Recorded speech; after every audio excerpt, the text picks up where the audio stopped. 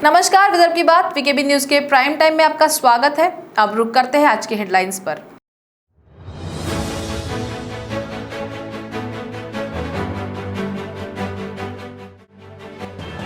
जादू टोने के संदेह पर एक परिवार के 7 लोगों की बेरहमी से पिटाई। चंद्रपुर जिले की घटना में 12 आरोपी गिरफ्तार।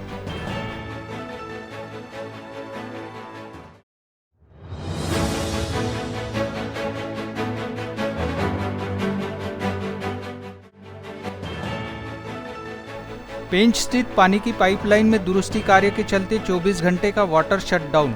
शहर के कुछ परिसरों में जलापूर्ति रहेगी प्रभावित।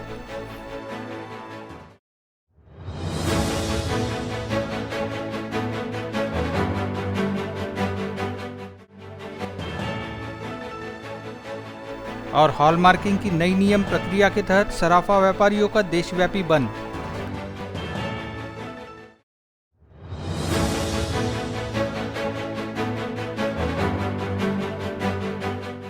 और अब खबरें विस्तार से। चंद्रपुर जिले के जिवती तहसील के वनी खुर्द इस गांव में जादू टोने के शक पर 7 लोगों के साथ मारपीट किए जाने का मामला सामने आया, जिसमें मारपीट करने वाले 12 आरोपियों को गिरफ्तार किया गया है। अंधश्रद्धा ऐसा जहर है जो समाज से खत्म होने का नाम नहीं ले रहा है, जिससे जुड़े हुए कई मामले आए दिन उजागर होते रहते हैं।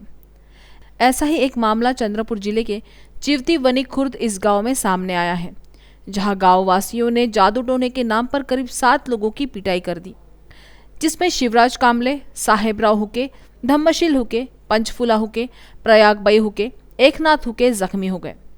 इस मामले में करीब 12 आरोपियों को गिरफ्तार किया गया है। बताया जा रहा है कि पीड़ित जख्मी लोगों पर गांव के लोगों को जादू टोने का शक था, जहां मुहर्रम के दिन मामला ऐसा बिगड़ा कि गांव के लोगों ने पीड़ित परिवार की सरेआम धुनाई कर दी। इस घटना में कुल 12 आरोपियों को गिरफ्तार किया है, जबकि अन्य पिटाई करने वाले आरोपियों की तलाश पुलिस कर रही है।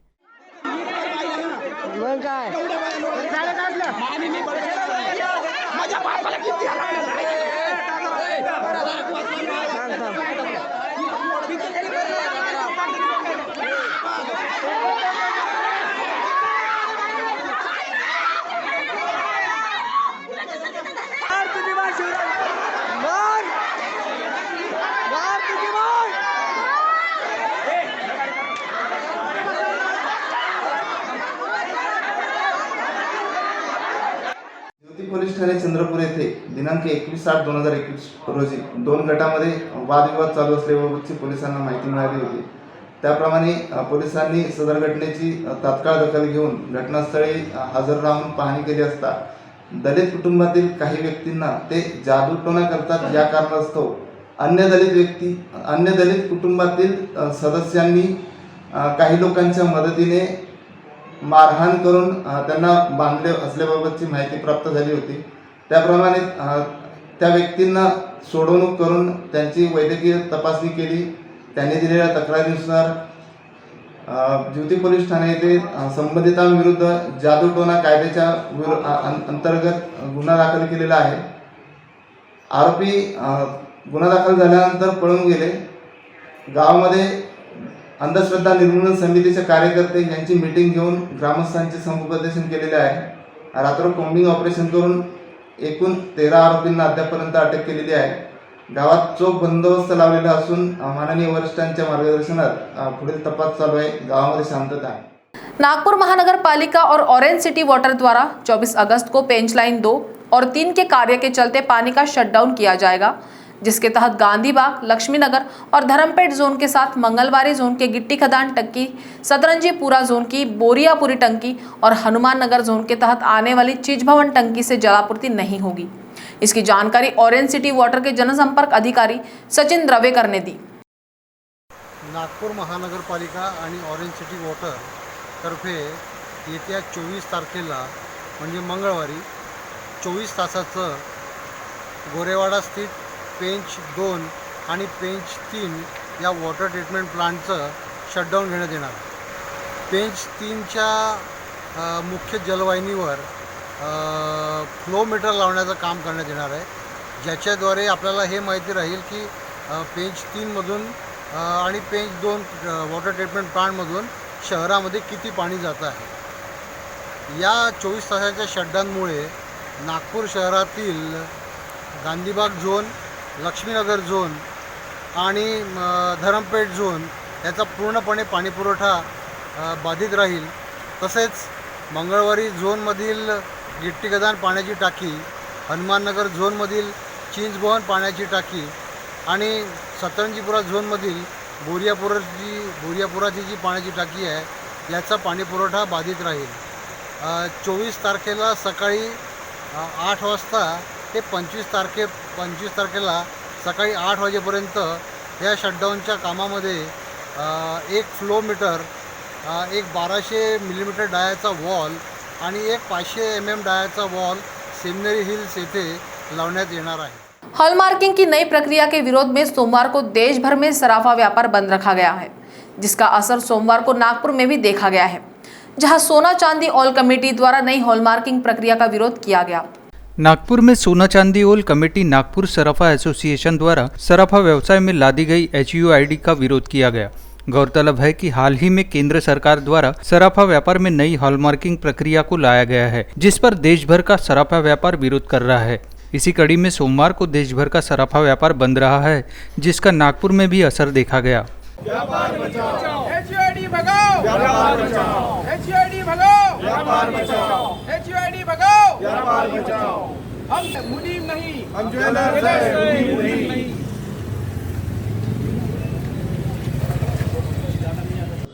आज पूरा भारत बंद है और साथ में महाराष्ट्र के सभी सराफा व्यापारी ने अपने दुकान बंद रखी हुए एक दिन के लिए. हम हॉलमार्क का कभी भी हमने विरोध नहीं किया हुआ है. आज जो सरकार ने हमारे ऊपर HUID जो थोपी है, हमें उनका विरोध है. उनके वजह से पूरे छोटे सराफा व्यापारी, मिडल व्यापारी ये पूरे ख़त्म होने के कगार पे है.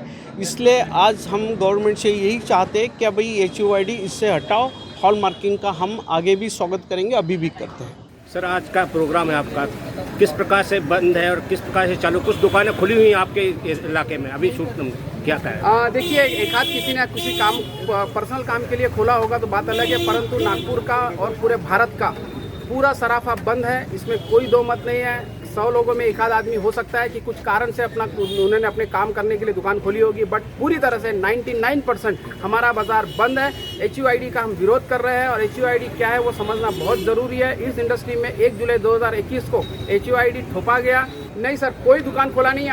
आप अभी लाइव दिखाइए, एक पूरा घुमाइए, आपको कोई दुकान खुली हुई दिखेगी नहीं. आप ऐसा नहीं बोल सकते. आप प्लीज़ चेक करिए. अभी आप इस कैमरे को गोल घुमाइए, आप देख लीजिए पूरा मार्केट. नागपुर महानगर पालिका के तहत आने वाले प्रभाग 4 की समस्याओं को लेकर सोमवार को महानगर पालिका में जोरदार हंगामा देखा गया, जहां उत्तर नागपुर कांग्रेस कमेटी अल्पसंख्यक विभाग द्वारा और अनुसूचित जाति विभाग द्वारा पार्षदों के लापता होने का बैनर लिए महापौर कक्ष का घेराव किया गया. नागपुर महानगर पालिका के चुनाव जैसे जैसे आ रहे हैं, वैसे वैसे अब प्रभाग से जुड़ी समस्या और वहां के वर्तमान पार्षदों के प्रति रोष जनता और विपक्षी राजनीतिक दलों का आंदोलन और प्रदर्शन का हिस्सा बनते जा रहा है. इसी के तहत सोमवार को उत्तर नागपुर कांग्रेस कमेटी द्वारा प्रभाग 4 के नगर सेवक के लापता होने का बैनर लिए प्रदर्शन महानगर पालिका में देखा गया. इस प्रदर्शन के दौरान महापौर दयाशंकर तिवारी के कक्ष का घेराव किया गया.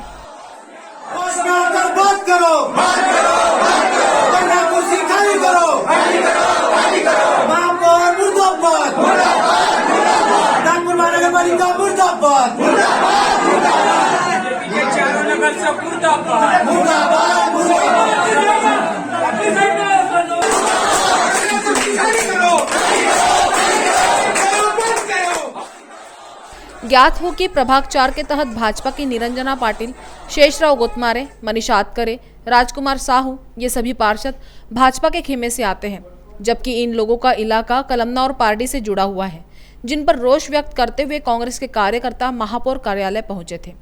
प्रभाग नंबर 4 वांजरा बस्ती और कलमना बस्ती के लोग जो यहाँ पे आए, उनकी प्राथमिक सुविधा रोड, पानी, बिजली, गटर लाइन, सीवरेज लाइन, उस नए लेआउट के अंदर कुछ भी नहीं है. अभी महापौर साहब से बात हुई तो महापौर साहब ये बोलते हैं कि जो 572-1900 में जो लेआउट है वो NIT डेवलप करेगी, लेकिन जो अनधिकृत लेआउट है जो 572-1900 में नहीं आते वो NIT भी डेवलप नहीं कर पा रही है और महानगर पालिका बोलती है वो भी हमारी जवाबदारी नहीं.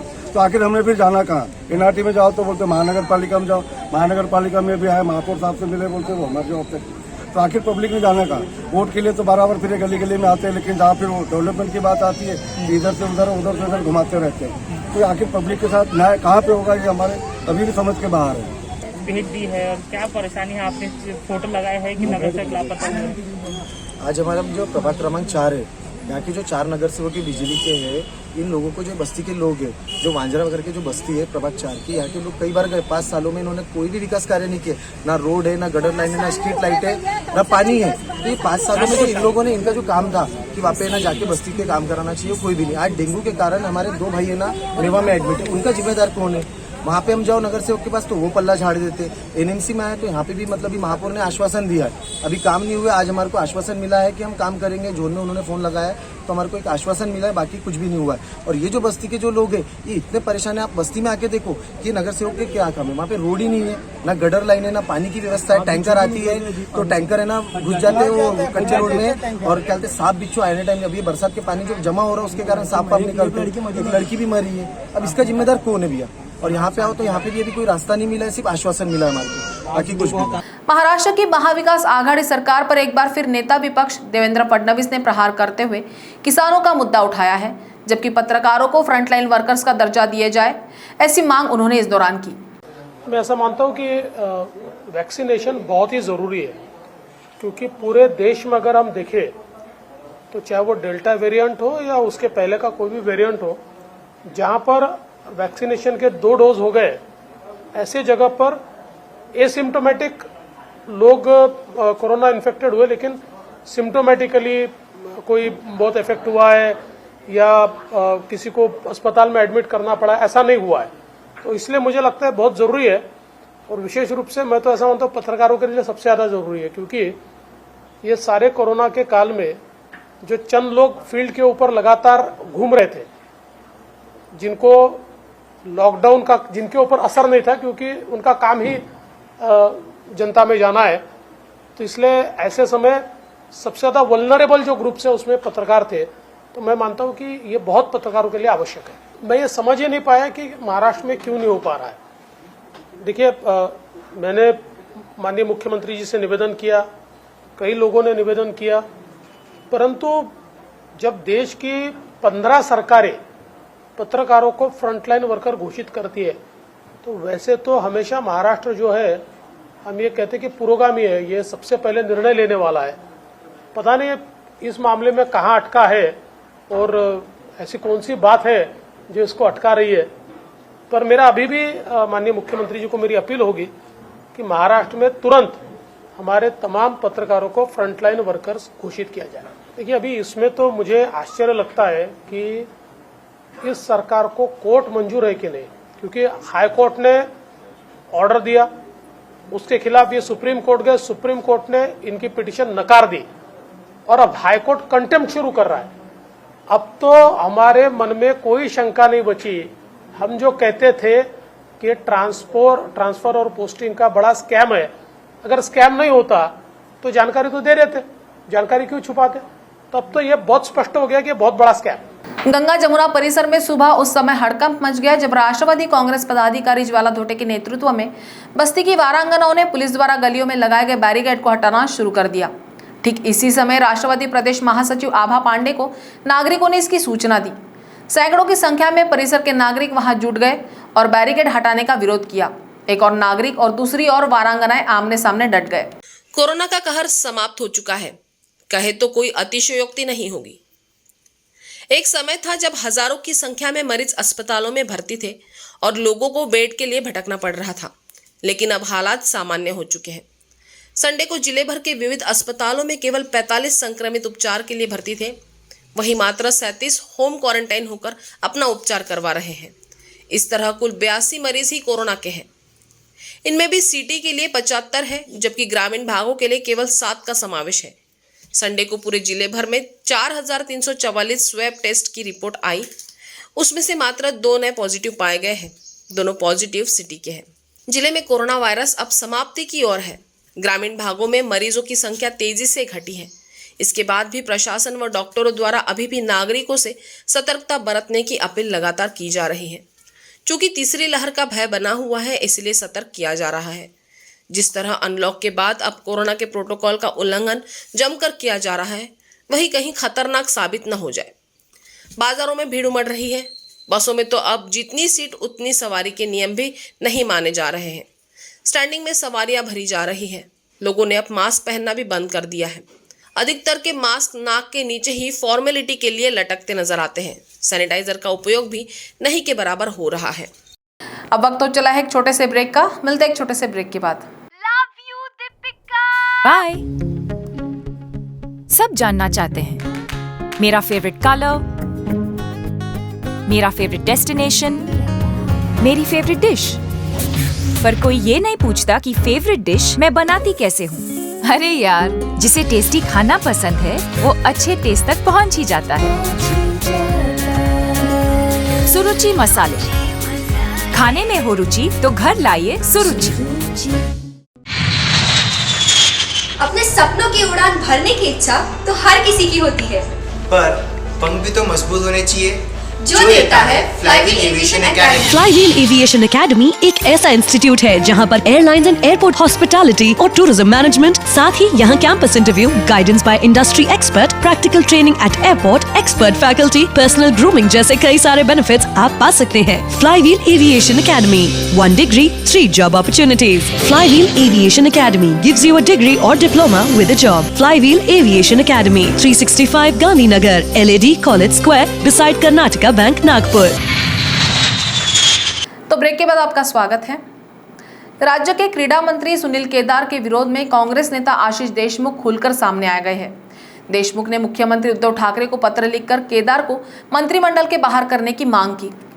पत्र में कहा कि केदार की वजह से नागपुर जिला मध्यवर्ती सहकारी बैंक डूब गया, जिसमें बड़ा भ्रष्टाचार हुआ।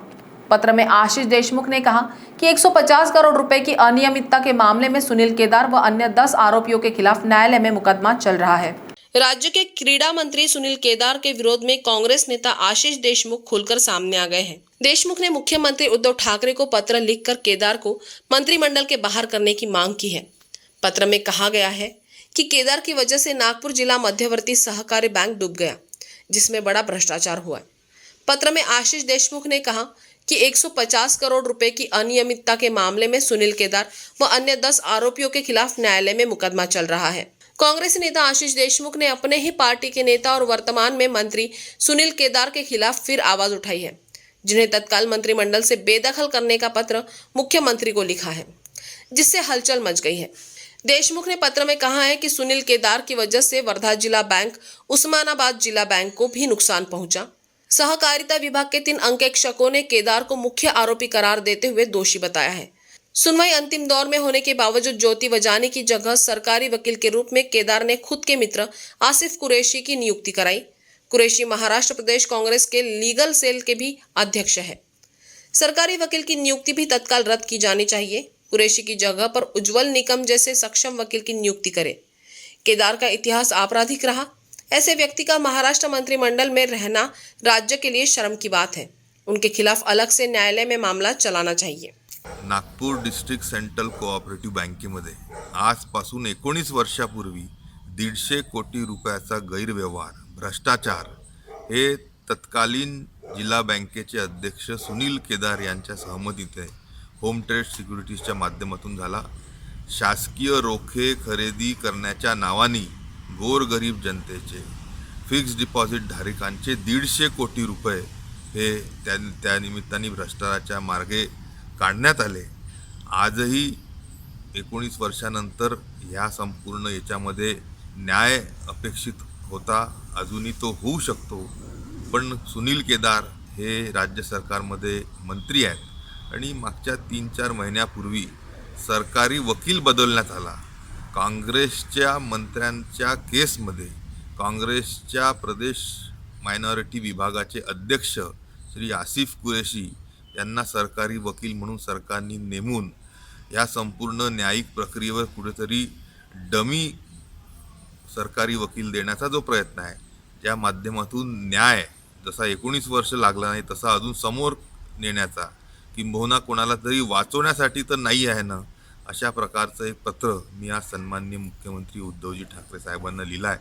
अपेक्षा हीच आहे की चांगल्यातला चांगला सरकारी वकील ह्या एवढ्या मोठ्या भ्रष्टाचाराच्या केसमध्ये सरकारच्या वतीने देण्यात यावा आणि मग त्याच्यामध्ये मंत्री असो किंवा कोणी असो त्याला सजा ही झालीच पाहिजे आणि जनतेचा जो घामाचा पैसा आहे त्याच्यामध्ये न्याय हा नक्की मिळेल ह्या पद्धतीची सोय आणि ह्या पद्धतीचा चांगला सरकारी वकील सन्माननीय मुख्यमंत्र्यांनी द्यावा. योगायोगाने सन्माननीय मुख्यमंत्री हे न्याय व विधी खात्याचे देखील मंत्री आहे आणि म्हणून त्यांच्यावर ही जबाबदारी अधिक आहे. नागपूर जिल्हा सहकारी मध्यवर्ती बँकेचे 150 कोटी, सोबतच वर्धा बँकेचे, उस्मानाबाद सहकारी बँकेचे असे सगळे मिळून 210 कोटी रुपयाचा हा 2002 सालीचा गैरव्यवहार भ्रष्टाचार आणि त्यासोबत जी होम ट्रेड सिक्युरिटीचं नाव याच्यामध्ये येत आहे याच्यामध्ये सुरुवातीच्या 2000 साली जे सीड मनी असतं, जे सुरुवातीचं जे कॅपिटल पाहिजे असतं ती कंपनी सुरू करण्यासाठी, त्यासाठी देखील सुनील केदारांच्या नागपूर डिस्ट्रिक्ट सेंट्रल कोऑपरेटिव्ह बँकेने 40 कोटी रुपये दिले होते. शेअर्समध्ये त्यांच्या इन्व्हेस्ट केले होते. ते कुठंही करणं हे कोणत्याही कायद्याला संगमत नाही आहे. पण आपण पाहतोय की एवढा सगळा भ्रष्टाचार एवढ्या वर्षानुवर्ष जाऊन त्याच्यावर न्याय लागत नाही आणि म्हणून जनतेच्या वतीने मी मुख्यमंत्र्यांना मागणी करतो आहे की ह्या न्याय मिळवण्याच्या दृष्टीने चांगला सरकारी वकील सन्माननीय उद्धवजी ठाकरे यांनी नागपूर डिस्ट्रिक्ट सेंट्रल कोऑपरेटिव्ह बँकेच्या घोटाळ्यात द्यावा आणि अशा ह्या मंत्र्यांना ज्यांच्यावर भ्रष्टाचाराचे आरोप आहे ते उद्धव ठाकरे यांच्या मंत्रिमंडळात बडतर्फ व्हावे ही देखील मागणी मी आजच्या दिवशी केली है. नागपुर जिले के कोराडी में रेती लदे ट्रक का पीछा करते हुए पुलिस का वाहन दुर्घटनाग्रस्त हो गया. इसमें चालक पुलिसकर्मी घायल हो गया. हादसा कोराडी थाना अंतर्गत पांजरा परिसर में बिस्किट कंपनी के पास रविवार की रात करीब 9:30 बजे हुआ. नागपुर जिले के कोराडी में रेती से लदे ट्रक का पीछा करते हुए पुलिस का वाहन दुर्घटनाग्रस्त हो गया. इसमें चालक पुलिसकर्मी घायल हो गया. हादसा कोराडी थाना अंतर्गत पांजरा परिसर में बिस्किट कंपनी के पास रविवार की रात करीब 9:30 पर हुआ. प्राप्त जानकारी के अनुसार रेती से लदा ट्रक कोराडी से नागपुर की ओर जा रहा था. ये देखकर हवलदार मनोज अंधारे ट्रक का पीछा करने लगे. पुलिस वाहन में वे अकेले ही थे. बिस्किट कंपनी के पास उन्होंने ट्रक को रोकने के लिए ओवरटेक करने का प्रयास किया, लेकिन विपरीत दिशा से बोलेरो वाहन आ जाने से उनका स्टीयरिंग पर से नियंत्रण छूट गया. बोलेरो को टक्कर मारने के बाद पुलिस वाहन बैरिकेड से टकराकर सर्विस रोड पर पलट गया. हादसे में हवलदार अंधारे गंभीर रूप से जख्मी हो गए. नागरिकों की मदद से उन्हें नागपुर के सरकारी अस्पताल में भर्ती कराया गया है. नागपुर के मेडिकल कॉलेज में हर दिन कैंसर ग्रस्त मरीज आते हैं. इन मरीजों में बच्चों की संख्या भी होती है. पिछले 7 वर्षों में मेडिकल के कैंसर विभाग में 1000 से अधिक बच्चों का इलाज किया गया. इनमें से 400 से अधिक बच्चों ने वेदना सहन करते हुए दम तोड़ दिया. यदि मेडिकल में कैंसर इंस्टीट्यूट बन जाता तो विदर्भ के मरीजों को अत्याधुनिक उपचार सुविधा मिल पाती. लेकिन राज्य सरकार ने नागपुर के हिस्से में मिले इंस्टीट्यूट को औरंगाबाद शिफ्ट कर विदर्भ के साथ अन्याय किया है. नागपुर के मेडिकल कॉलेज में हर दिन कैंसर ग्रस्त मरीज आते हैं. इन मरीजों में बच्चों की भी संख्या होती है. पिछले 7 वर्षों में मेडिकल के कैंसर विभाग में 1000 से अधिक बच्चों का इलाज किया गया. इनमें से 400 से अधिक बच्चों ने वेदना सहन करते हुए दम तोड़ दिया. यदि मेडिकल में कैंसर इंस्टीट्यूट बन जाता तो विदर्भ के मरीजों को अत्याधुनिक उपचार सुविधा मिल पाती. लेकिन राज्य सरकार ने नागपुर के हिस्से में मिले इंस्टीट्यूट को औरंगाबाद शिफ्ट कर विदर्भ के साथ अन्याय किया है. मेडिकल में हर वर्ष 3000 से अधिक कैंसर ग्रस्तों का इलाज किया जाता है. इनमें 1500 से अधिक बच्चे होते हैं. बच्चों में मुख्य रूप से ल्यूकेमिया व लाइम्फोमा कैंसर सबसे ज़्यादा पाया जाता है. इसके साथ ही ब्रेन, किडनी, लंग्स, हड्डी का कैंसर होता है. वहीं आंखों के कैंसर वाले बच्चे भी आते हैं. विदर्भ में कैंसरग्रस्तों की संख्या अधिक है. इसके बावजूद भी सरकार ने नागपुर में बनने वाले कैंसर इंस्टीट्यूट को औरंगाबाद में शुरू किया. वर्तमान में अत्याधुनिक साधन सुविधा युक्त कैंसर इंस्टीट्यूट की जरूरत महसूस होने के बाद भी सरकार द्वारा गंभीरता नहीं दिखाई जा रही. जिले में प्राइवेट अस्पताल तो है, लेकिन उनमें निर्धन व जरूरतमंदों के लिए इलाज करना मुश्किल हो जाता है, जबकि मेडिकल में सीमित साधन सुविधाएं उपलब्ध है. कैंसरग्रस्तों के लिए कार्य करने वाली संस्थाओं द्वारा अब नागपुर में कैंसर इंस्टीट्यूट बनाने की मांग की जा रही है. सरकार द्वारा एक और अन्य साधन सुविधाओं पर ध्यान दिया जा रहा है. वहीं दूसरी ओर कैंसर इंस्टीट्यूट को लेकर सभी स्तर पर गंभीरता नहीं दिखाई जा रही है. यही वजह है कि जनता को परेशान होना पड़ रहा है. कोरोना का कहर समाप्त हो चुका है, कहे तो कोई अतिशयोक्ति नहीं होगी. एक समय था जब हजारों की संख्या में मरीज अस्पतालों में भर्ती थे और लोगों को बेड के लिए भटकना पड़ रहा था, लेकिन अब हालात सामान्य हो चुके हैं। संडे को जिले भर के विविध अस्पतालों में केवल 45 संक्रमित उपचार के लिए भर्ती थे, वहीं मात्र 37 होम क्वारंटाइन होकर अपना उपचार करवा रहे हैं। इसी तरह कुल 82 मरीज ही कोरोना के हैं। इनमें भी सिटी के 75 हैं, जबकि ग्रामीण भागों के केवल 7 का समावेश है। संडे को पूरे जिले भर में 4344 स्वैब टेस्ट की रिपोर्ट आई, उसमें से मात्र 2 नए पॉजिटिव आए हैं। दोनों पॉजिटिव सिटी के ही है। कोरोना का कहर समाप्त हो चुका है, कहे तो कोई अतिशयोक्ति नहीं होगी। एक समय था जब हजारों की संख्या में मरीज अस्पतालों में भर्ती थे और लोगों को बेड के लिए भटकना पड़ रहा था, लेकिन अब हालात सामान्य हो चुके हैं। संडे को जिले भर के विविध अस्पतालों में केवल 45 संक्रमित उपचार के लिए भर्ती थे, वहीं मात्र 37 होम क्वारंटाइन होकर अपना उपचार करवा रहे हैं। इस तरह कुल 82 मरीज ही कोरोना के हैं। इनमें भी सिटी के लिए 75 है, जबकि ग्रामीण भागों के लिए केवल 7 का समावेश है।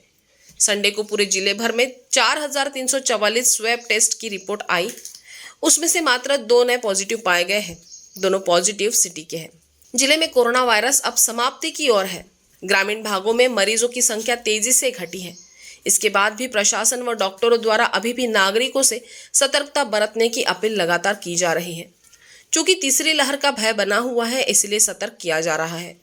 जिस तरह अनलॉक के बाद अब कोरोना के प्रोटोकॉल का उल्लंघन जमकर किया जा रहा है, वही कहीं खतरनाक साबित न हो जाए। बाजारों में भीड़ उमड़ रही है। बसों में तो अब जितनी सीट उतनी सवारी के नियम भी नहीं माने जा रहे हैं। स्टैंडिंग में सवारियां भरी जा रही है। लोगों ने अब मास्क पहनना भी बंद कर दिया है। अधिकतर के मास्क नाक के नीचे ही फॉर्मेलिटी के लिए लटकते नजर आते हैं। सैनिटाइजर का उपयोग भी नहीं के बराबर हो रहा है। तो प्राइम टाइम न्यूज में आज इतना ही। आपसे फिर मुलाकात होगी, तब तक बने रहिए वीकेबी न्यूज के साथ। नमस्कार।